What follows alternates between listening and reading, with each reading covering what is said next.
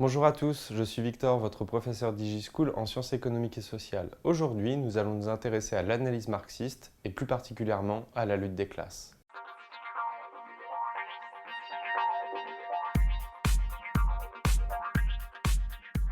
Comme vous avez déjà pu le voir peut-être précédemment, pour qu'un individu ait conscience d'appartenir à une classe, il faut qu'il ait deux valeurs, deux notions d'après Marx qui sont la classe en soi et la classe pour soi.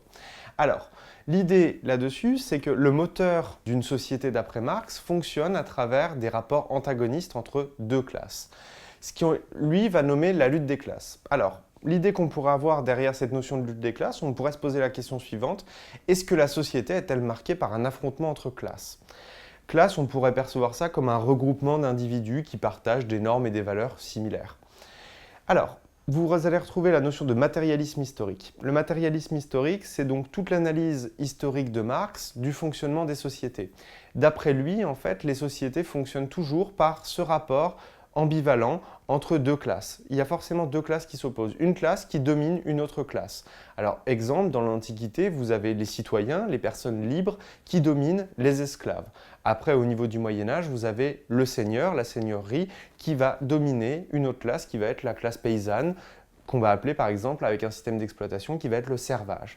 Eh bien, pour Marx, au XIXe siècle, la lutte des classes, elle réside dans l'affrontement entre d'un côté la classe capitaliste, celle qui détient les moyens de production, en d'autres termes les entreprises ou les usines, et les entreprises, les usines et les machines, tout le facteur capital, d'où le terme capitaliste, et l'autre classe qui, elle, va être la classe dominée, qui va être la classe laborieuse, vous allez devoir trouver ce terme-là dans le vocabulaire utilisé par Marx, la classe laborieuse ou la classe prolétaire, qui en d'autres termes est la force de travail, celle qui accepte de venir vendre sa force de travail moyennant un échange, une rémunération financière. Et en fait, l'idée de Marx, c'est que cet affrontement dans une société, elle doit parvenir normalement à mettre en place ce qu'il va appeler un système sans classe. Et normalement, en fait, la lutte des classes doit déboucher à ce qu'il va appeler la révolution prolétarienne. D'accord ? C'est-à-dire que du coup, la classe dominée, finalement, reprendra le pouvoir par rapport à la classe qui la domine. En gros, l'idée de Marx, c'est la suivante.